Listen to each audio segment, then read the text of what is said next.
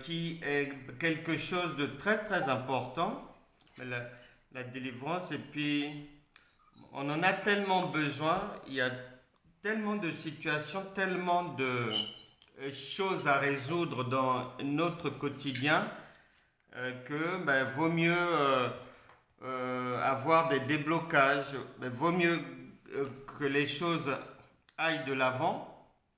Et donc, on va un peu voir le processus selon Dieu qui nous conduit à la délivrance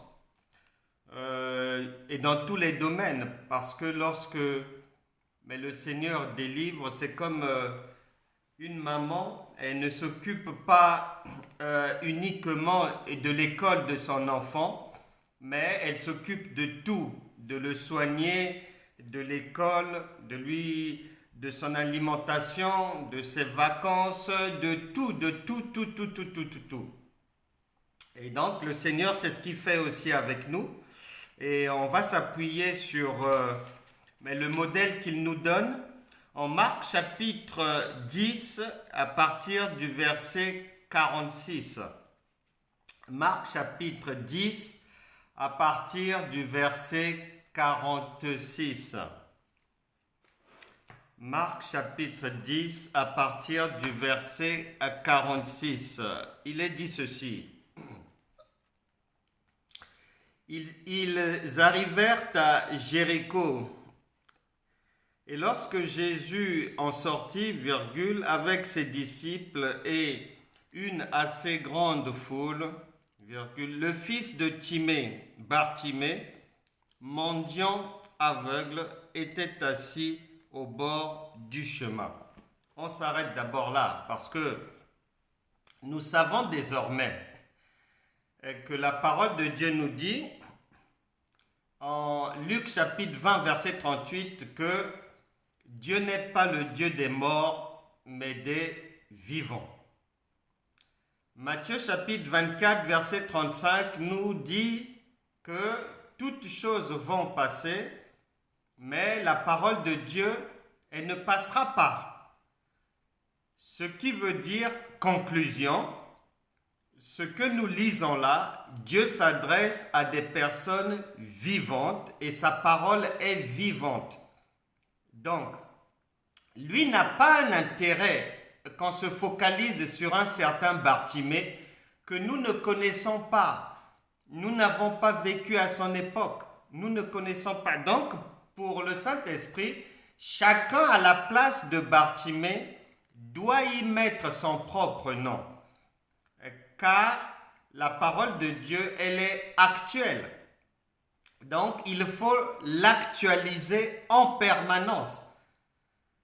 Parce que Dieu est sa parole, est-il écrit, et Dieu est dans sa parole. Donc, lorsque on ouvre notre Bible, nous sommes face au Père qui nous parle à nous-mêmes. Il ne nous parle pas pour la voisine, pour le voisin, ou il ne nous raconte pas une histoire sur quelqu'un qu'on ne connaît même pas. On ne sait même pas où vivait Bartimée, on ne connaît même pas sa famille, on ne sait même pas, on ne connaît rien. Donc Dieu ne fait jamais rien pour rien. Il a toujours un but, un objectif.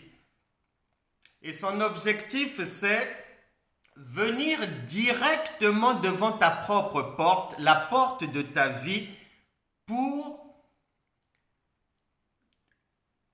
te montrer un miroir à travers lequel toi-même tu vas te regarder, te montrer un miroir à travers lequel le miroir de Dieu, notre miroir à nous les hommes, il nous permet de voir l'emballage seulement, la parure seulement, la devanture seulement.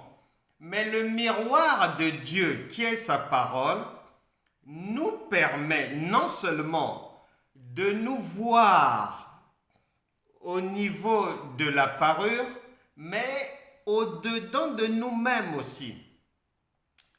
Donc là est l'objectif de Dieu de venir directement avec sa parole devant la vie de chacun, avec un miroir, pour voir comment ça se passe, qu'est-ce que l'on fait que l'on n'avait pas encore eu besoin de faire, qu'est-ce que l'on fait mal, qu'est-ce que l'on fait bien, qu'est-ce qu'on n'a pas encore fait, qu'est-ce qui nous manque. Une fois que l'on se mire, la volonté de Dieu est qu'on aille directement avec lui au rétablissement pour remettre les choses en place. Et donc, c'est ce qu'on va faire ce matin. Il est dit que Bartimée est mendiant aveugle. Pour le Saint-Esprit, son intérêt est que chacun se voit et puisse repérer quel est l'aveuglement de sa vie. Qu'est-ce qui fait que je sois dans l'aveuglement? Dans quel domaine suis-je handicapé? Est-ce que c'est au niveau professionnel? Est-ce que c'est au niveau de la compréhension de ce que Dieu me dit? Est-ce que c'est lorsque je dois prendre des décisions? L'expérience a démontré qu'il s'avère que je me suis beaucoup trompé, ou même lorsque je prie, je me rends compte après que je n'avais pas bien compris. Quel est cet aveuglement? Est-ce que c'est dans le domaine des finances? Est-ce que c'est dans le domaine de la famille? Parce que ce qui intéresse Dieu, c'est ça. Les à côté n'intéressent pas Dieu. Le blablabla n'intéresse pas Dieu. Un médecin, ce qui l'intéresse, c'est de soigner le malade. Le reste ne l'intéresse pas. Les gens peuvent parler à côté. Le malade peut venir raconter sa vie. Mais le médecin a un objectif, c'est de parvenir à la guérison. C'est tout. Le reste, vraiment, n'a rien à faire avec ça. Le médecin est comme Dieu. Ce qui l'intéresse, c'est d'aller directement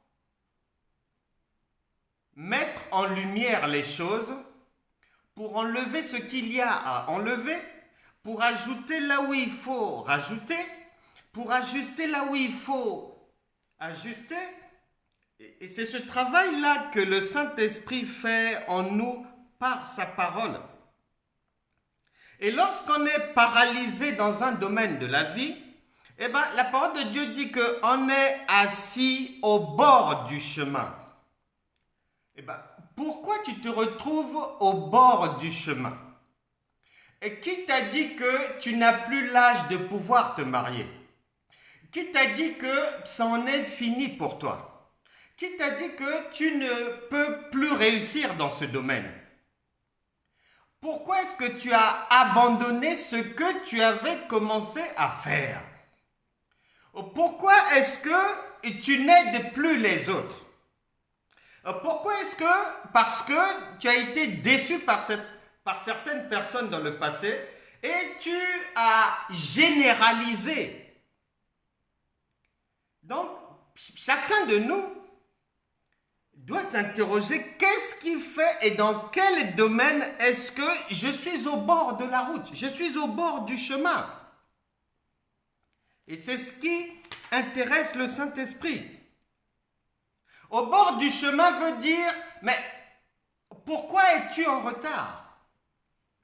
Pourquoi penses-tu que tu es en retard? Pourquoi crois-tu qu'il n'y a que les autres qui peuvent faire et que tu n'as pas les armes pour le faire? Et qui t'a dit qu'il faut obligatoirement beaucoup de compétences pour réussir à arriver à ce niveau? La Bible déclare, la nature elle-même ne vous enseigne-t-elle pas? Est-ce que tu as bien observé comment ça se passe dans ce monde? Ne sais-tu pas qu'il y a même des chefs d'État sur cette terre qui n'ont même pas fait d'études? Ne sais-tu pas qu'il y a des PDG, surtout aux États-Unis là-bas, qui n'avaient rien comme bagage au départ? Mais ils ne se sont pas assis au bord de la route. Ils ne se sont pas assis au bord du chemin. Pourquoi est-ce que tu as entendu quelque chose, les copines ont eu à te raconter quelque chose, et toi aussi tu as cru et tu as laissé tomber? Pourquoi? Et il est dit que il entendit que c'était Jésus de Nazareth. L'aveugle entend. La personne en difficulté entend. La personne qui souffre entend que c'est Jésus de Nazareth et il se mit à crier. Est-ce que lorsque le Seigneur parle, est-ce que tu entends? Est-ce que lorsque tu lis la parole de Dieu, lorsqu'il te parle, est-ce que tu prêtes attention à cela? Est-ce que tu mets en pratique? Est-ce que tu es sensible à la voix divine? Parce que l'aveugle Bartimée a prêté attention. Et on va découvrir ici, il est dit que, et il se mit à crier, Fils de David. Mais qui lui avait appris que Jésus était un descendant du roi David? Cet élément prouve à suffisance qu'il avait suffisamment écouté et qu'il avait retenu certaines choses. Que retiens-tu de la parole de Dieu? Est-ce que tu l'écoutes comme un cafard? Est-ce que tu l'écoutes comme une personne dans un magasin faisant des courses? Ce qui se dit ailleurs, ce n'est plus son problème. Elle est focalisée sur les sacs du magasin et tout, sur les bijoux, sur les choses. Comment écoutes-tu la parole de Dieu? Est-ce que tu t'arrêtes lorsque tu l'écoutes ou bien tu es dans la précipitation? Parce que le fait qu'il puisse avoir retenu que Jésus a pour ancêtre le roi David, eh bien, ça dénote quand même qu'il attendait quelque chose de cette personne. Ça dénote quand même qu'il avait retenu certains conseils.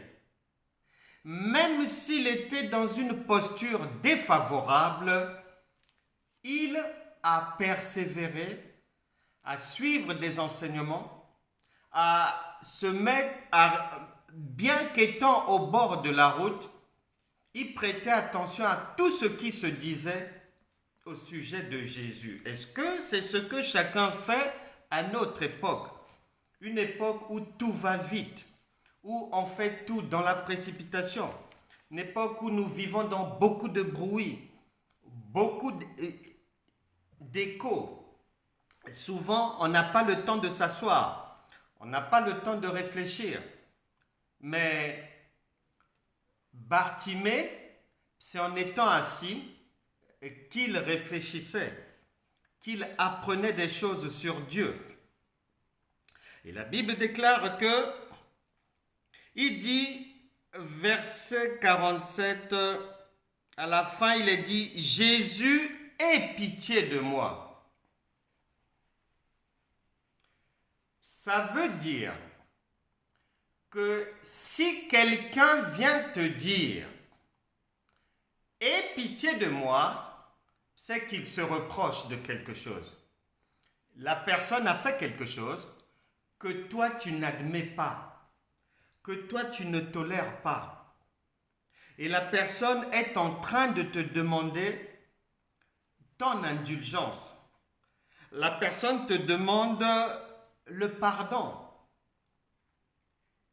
Parce qu'il savait que le préalable avec Dieu se passe au niveau de la repentance, au niveau du pardon. Nous n'avons pas besoin d'attendre qu'on nous prenne la main dans le sac pour nous-mêmes nous mettre à table. Lorsqu'on a fait du mal à autrui, lorsqu'on s'est mal comporté, il n'a même pas eu besoin d'attendre que Jésus lui pose des questions sur sa vie. Non. Immédiatement, les enseignements qu'il avait reçus, ce qu'il avait entendu de ce Dieu-là,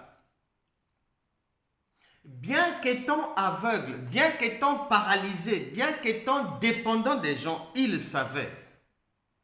On ne se présente pas devant ce Dieu-là sale.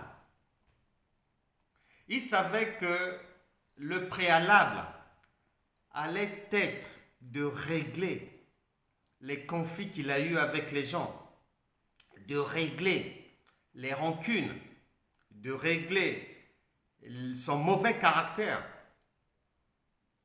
Et raison pour laquelle, sans que quelqu'un ne lui demande quoi que ce soit, la première chose qu'il demande, c'est d'être pardonné. Et c'est ce que nous devons faire. Et il dit, aie pitié de moi. Verset 48, plusieurs le reprenaient pour le faire taire. Oui, mais il faut faire attention parce que le plusieurs de Dieu n'est pas notre plusieurs à nous. Le plusieurs de Dieu n'est pas le plusieurs du Larousse. Parce que notre plusieurs à nous, lorsque nous lisons plusieurs le reprenaient pour le faire taire, nos yeux sont debout, on regarde à gauche, à droite, donc le danger vient obligatoirement d'en face, de derrière, de l'extérieur, de la famille, des amis, des personnes rancunières, de mon chef au boulot. Le danger vient de là. Donc, je dois être en alerte. Ils veulent m'empêcher de réussir. Ils veulent m'empêcher d'aller de l'avant. Plusieurs sont là et étaient en train de vouloir faire taire Bartimée, le décourager, comme nous aussi dans la vie de tous les jours. Il peut y avoir des gens qui vont décourager. Un conseil qui va nous convaincre que bon, là ça ne sert pas, on laisse tomber, on se méfie des gens. Parce que beaucoup aussi, c'est vrai, ont tendance à tirer les autres vers le bas. C'est vrai, mais dans le plusieurs le reprenaient pour le faire taire de Dieu. Souvent le plusieurs là, c'est nous-mêmes. Souvent, ce plusieurs-là, c'est nous-mêmes. Nous-mêmes, pourquoi? Parce que il y a des gens qui sont leurs propres conseillers. Alors que la Bible déclare, le salut est dans le grand nombre de conseillers. Il y a des gens qui n'écoutent pas les conseils, qui ont leur propre manière de voir, leur propre conclusion, leur propre manière de faire, qui ont plusieurs idées types en tête. Et pour Dieu, ces plusieurs idées-là, ce sont les plusieurs qui vont le reprendre lui-même. Et pour l'induire en erreur, lui-même.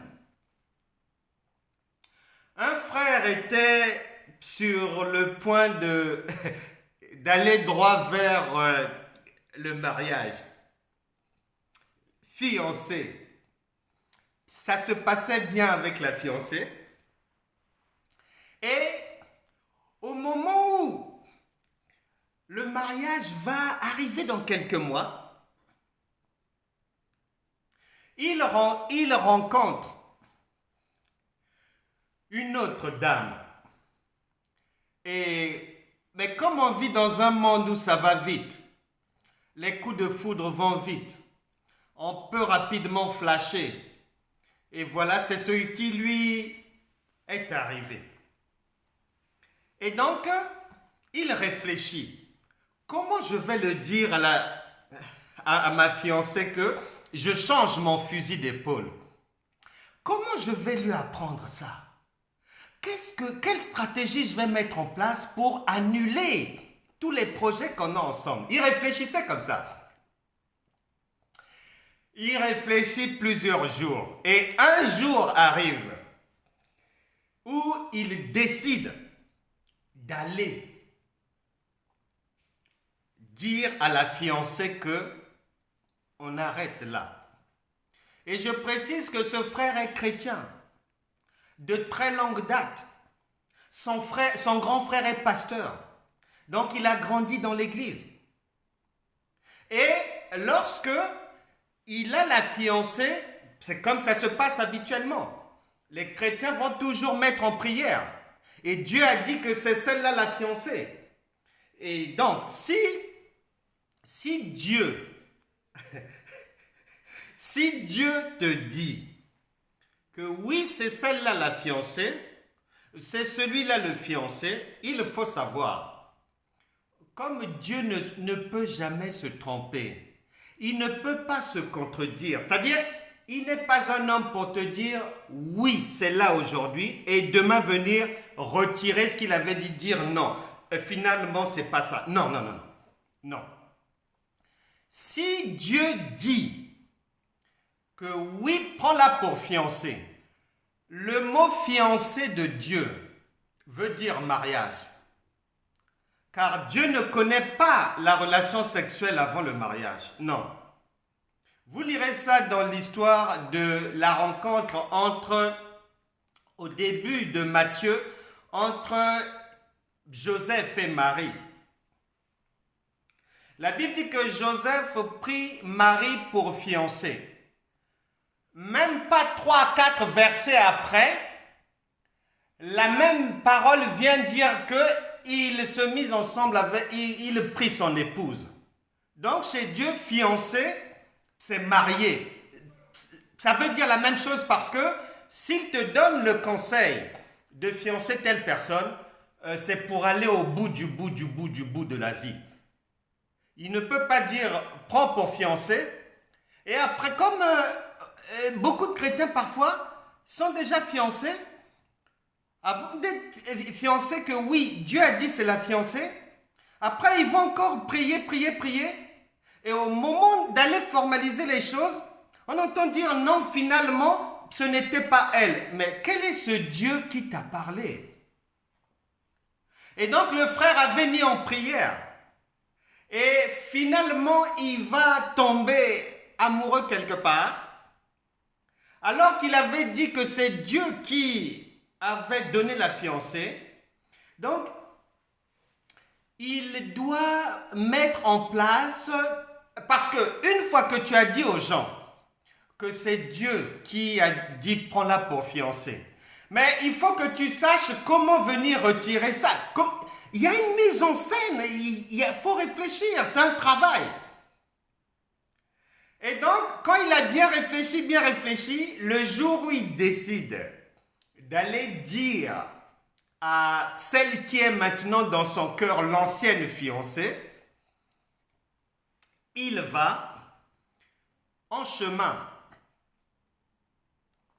Il rencontre un ami qu'il n'avait pas vu depuis des années. Et ils sont en train de parler comme ça. L'ami lui dit, je ne sais pas là où tu es en train d'aller, mais je sens sur mon cœur que ce que tu es en train d'aller faire, là, l'annulation que tu es en train d'aller faire, tu es en train de te tromper lourdement. Et que ce que tu as déjà là, c'est ce que Dieu t'a donné.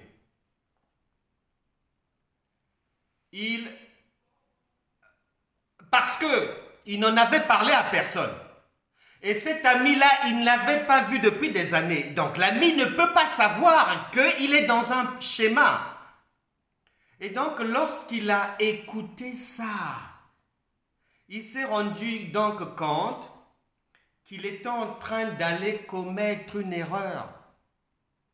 Et c'est comme ça que Dieu merci, il avait annulé cette histoire-là.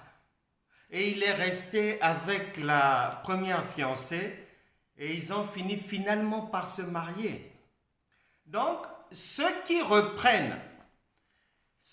reprennent pour nous faire taire, souvent, pour Dieu, dans ceux qui reprennent là, il y a nos propres idées, il y a nos propres pensées, il y a nos propres conseils qu'on se donne à nous-mêmes. Et nous devons faire attention à cela. Pour Dieu, ton incrédulité peut faire partie de ceux qui te reprennent pour t'empêcher d'avancer. Et le Seigneur dit dans Jacques chapitre 1, la parole nous donne une orientation, mais quelque chose d'intéressant. Il est dit dans Jacques chapitre 1, verset 6, que lorsqu'on demande quelque chose à Dieu, il est dit Jacques chapitre 1, verset 6, mais on doit demander la chose avec foi, virgule, sans douter, point virgule, car celui qui demande, non, car celui qui doute est semblable au flot de la mer, virgule, agité par le vent et poussé de côté et d'autre. Et j'aime bien le verset qui vient après. La parole dit qu'un tel homme ne s'imagine pas qu'il recevra quelque chose du Seigneur.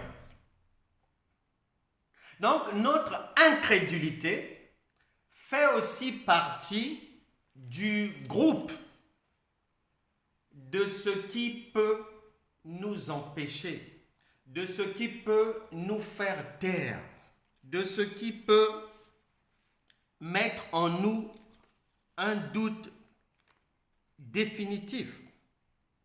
Et la Bible déclare que Jésus s'arrêta et dit « Appelez-le ». Ils appelèrent l'aveugle en lui disant « Prends courage, lève-toi, il t'appelle ». Verset 50. L'aveugle jeta son manteau. Pour la deuxième fois, il y a plusieurs manières de demander pardon. Il y a plusieurs manières de mettre de l'ordre dans sa vie. Il y a plusieurs manières de faire la paix avec Dieu. Et dans le modèle que le Seigneur nous demande de suivre, Bartimée l'a d'abord fait verbalement. Il a dit « Aie pitié de moi ». Or, tu ne peux pas demander à quelqu'un d'avoir pitié de toi si tu ne l'as pas offensé. Donc, il reconnaît avoir offensé la loi divine, d'avoir fait du mal à autrui. Et il ne s'arrête pas là. Parce que parler, c'est facile. Mais Bartimée va joindre l'acte à la parole. Il jette son manteau. C'est-à-dire tout ce qui l'empêchait de recevoir l'aide de Dieu. Tout ce qui n'était pas conforme à la loi de Dieu. Mais c'est-à-dire tout ce qui alourdissait sa vie. Il décide, sans que le Seigneur n'ouvre sa bouche pour lui dire quelque chose, il décide lui-même de mettre sa vie en ordre, sur le champ. Il décide lui-même d'adopter un profil agréable à Dieu. Lorsqu'on va voir quelqu'un, lorsqu'on va voir une autorité, Jésus est une autorité, lorsqu'on va voir une autorité et qu'on voudrait faire une demande à l'autorité, Mais tu ne peux pas te présenter devant l'autorité avec une cigarette au bec, non. Même sa secrétaire ne te fera pas rentrer dans le bureau, c'est pas vrai. Tu ne peux pas te présenter devant une autorité mal habillée en ce sens que le soutien-gorge est visible, les cheveux sont mal peignés. Tu ne peux pas. Parce que de toi-même, tu sais. On n'a pas besoin de te l'apprendre. On ne va pas à l'école pour ça. De toi-même, tu sais que pour se présenter devant une autorité, il y a un minimum. Avant même que tu ne puisses exposer ton problème, il y a une tenue à avoir. Tu ne vas quand même pas te présenter dans le bureau de monsieur le maire, vouloir le voir pieds nus. Tu n'entreras pas. Mais au moins, si tu as la réunion, mets au moins des sandales s'il fait chaud. Mais ici, comme avec l'hiver, il fait froid, on ne peut pas mettre des sandales, donc on met des bottes, au moins. Et donc, c'est comme ça. Et que contient ton manteau? Quel est le manteau que tu portes? Est-ce que c'est l'hypocrisie? Est-ce que c'est la désobéissance à Dieu? Est-ce que c'est l'irrespect devant le mari? Est-ce que c'est le manque de respect devant les collègues? Est-ce que tu ne respectes pas tes enfants? Est-ce que tu as tendance à appuyer un peu sur l'alcool alors que la Bible déclare que te dit de t'éloigner de la débauche? Quel est ton manteau? Et dans un manteau, il y a des poches intérieures. Mais qu'est-ce que tu caches dans ta vie? Qu'est-ce que tu fais en secret? Qu'est-ce que tu fais loin des regards des gens? Mais Dieu te voit. C'est de ce manteau-là que nous devons nous débarrasser. Est-ce que tu fumes toujours en cachette? Est-ce que tu es toujours hypocrite? Bartimée savait que devant Dieu, ça ne passera pas. Je suis obligé de me débarrasser de ça.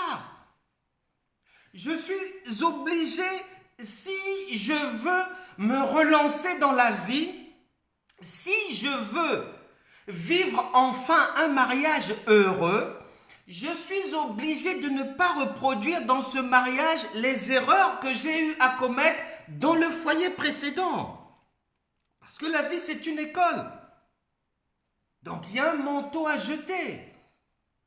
Et beaucoup de gens, soit ne savent pas qu'ils doivent jeter leur manteau, ou soit jettent des bouts de tissu du manteau. Mais ce n'est pas suffisant. Mais non. Parce que Bartimée il s'est débarrassé entièrement de son manteau. Et se levant d'un bond, vint vers Jésus. Voilà.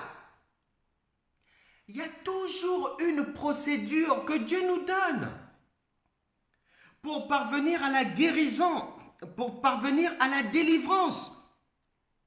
Une procédure très simple. Bartimée était aveugle, mais il a traversé toutes les étapes de la procédure. Si lui, un aveugle, mendiant, assis au sol, au bord de la route, méprisé et tout, a pu remplir les conditions d'honorabilité pour recevoir le secours de Dieu, mais c'est que tout le monde peut le faire. Tout le monde peut le faire. Et il s'est présenté propre devant le Seigneur. Très propre. Plus aucune mouche. Pas de poux sur sa tête.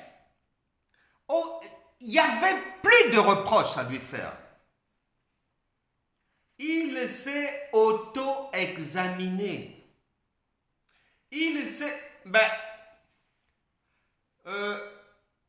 je crois que pas plus tard qu'hier, une personne me disait,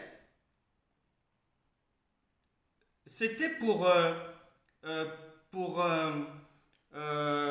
si ma mémoire est bonne, c'était hum, pour, en lisant la parole de Dieu, de prêter attention à ce que la personne lisait. Et j'entends la personne dire, ah oui, je sais que j'ai du mal avec ça et il faut que je prie Dieu pour qu'il m'aide pour ça. J'ai dit à la personne, mais non, le Seigneur t'a donné un cerveau. Il y a des choses, même un enfant le sait, que si je lis quelque chose, mais l'objectif c'est de retenir.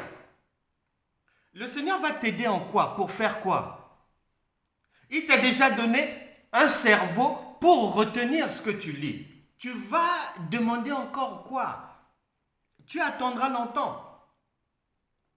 Et Bartimée, il avait su, parce qu'il avait écouté de la parole de Dieu, il avait su que ça, je dois m'en débarrasser. Ces gens-là, je ne peux plus les fréquenter. Puisque la parole de Dieu dit les mauvaises compagnies corrompent les bonnes mœurs. Je dois désormais mieux parler aux gens. Je ne peux plus être dans l'orgueil. Je ne peux plus fumer. Voilà. Et à partir de là, lorsqu'il s'est auto-examiné, lorsqu'il a nettoyé lui-même sa vie, la Bible déclare, Marc chapitre 10, verset 51, Jésus, virgule, prenant la parole, lui dit, que veux-tu que je te fasse? C'est une question simple. Et c'est ce que le Seigneur nous pose à tous une fois que l'on a suivi le modèle très simple. Nous allons maintenant prier.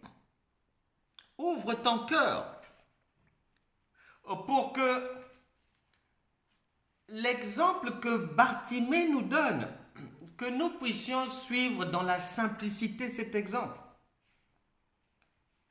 Bartimée n'a pas eu besoin de faire 100 jours de jeûne.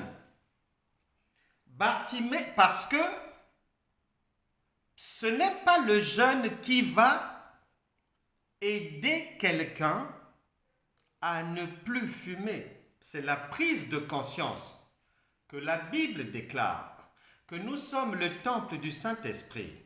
Ce qui veut dire que Dieu habite en moi. Et que donc, lorsque je fume, je le pollue.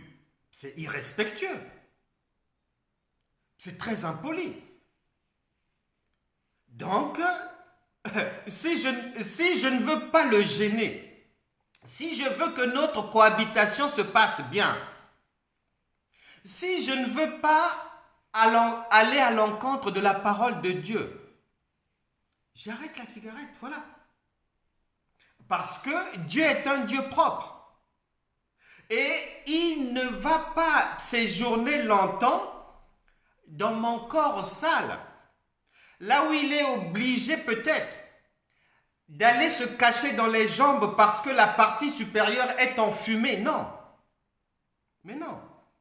Donc, cette prise de conscience-là va me pousser à prendre la bonne décision.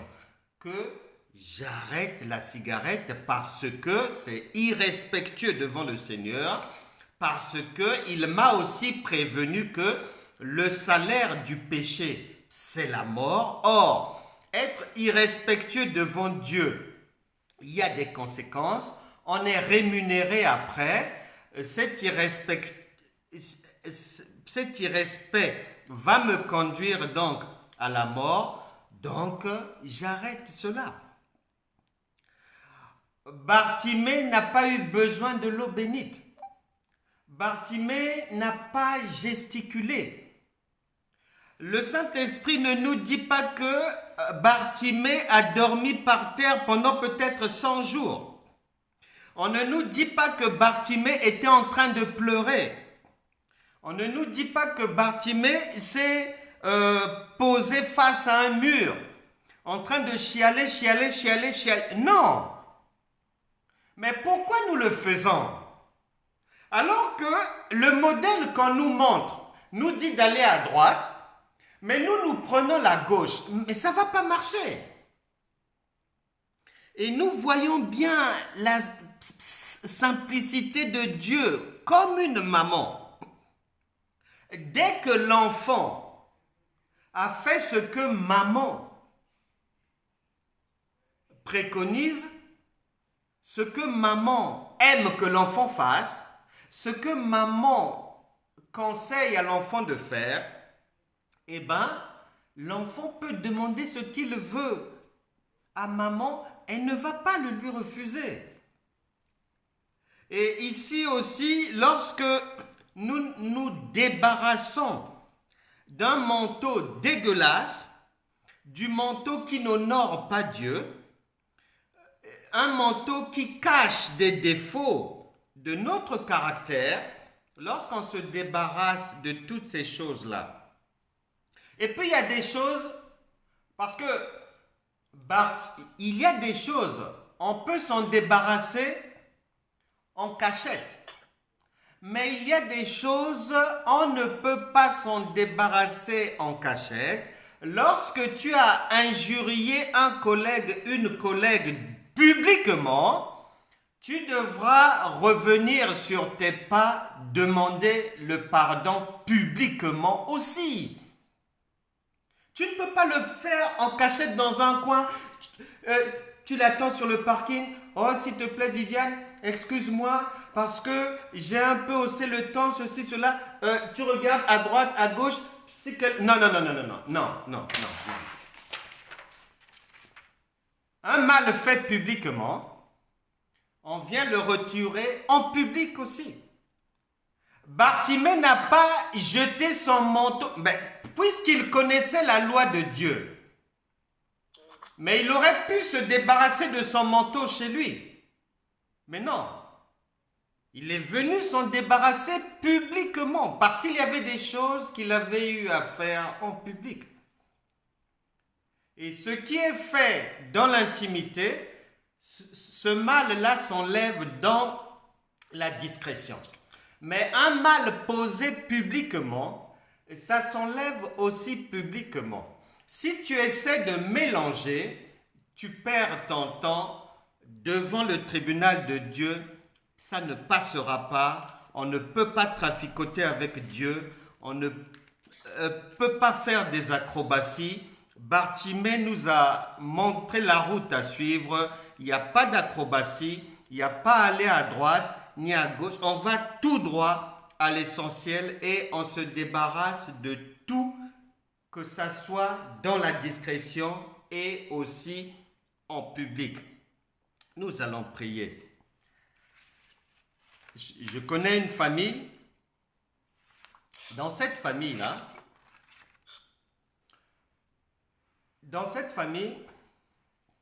il y avait des gens qui connaissaient le Seigneur et d'autres personnes qui ne connaissaient pas le Seigneur. Mais comme dans toutes les familles. Et cette famille a totalisé 37 ans. C'est pas rien, hein? 37 ans sans qu'aucune personne de la famille ne puisse se marier. 37 ans de sécheresse maritale, de disette conjugale, pas de mariage. Le ciel du mariage était complètement fermé. Et pourtant, il y avait des chrétiens dans cette famille qui jeûnaient, qui priaient. Je peux supposer que les femmes de cette famille pleuraient même devant Dieu. Je peux supposer. On ne me l'a pas dit, mais il y a des choses, on n'a pas besoin de vous les expliquer pour les comprendre. Donc, les gens ont espéré, attendu 37 ans rien. Un jour,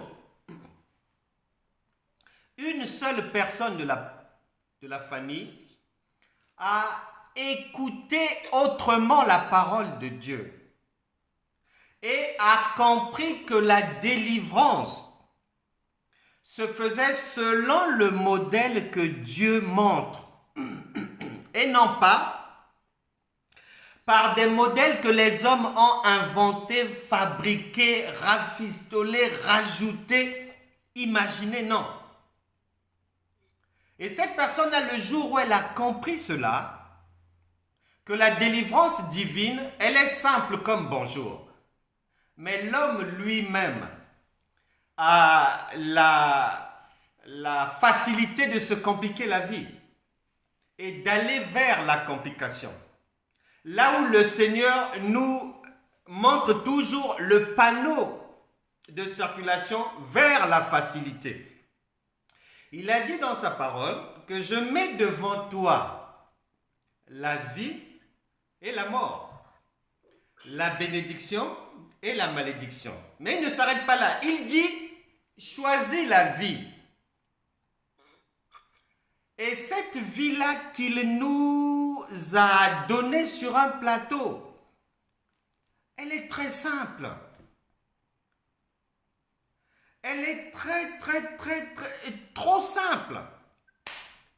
Une maman est tellement aimante, attachante avec son enfant que pour comprendre Dieu, l'amour de Dieu, il faut seulement observer comment maman vit avec l'enfant. Maintenant, la parole de Dieu me dit que cet amour maternel que tu vois là, par rapport à l'amour que Dieu a pour toi, cet amour maternel, c'est des miettes, c'est de la pacotille. Mais c'est vrai.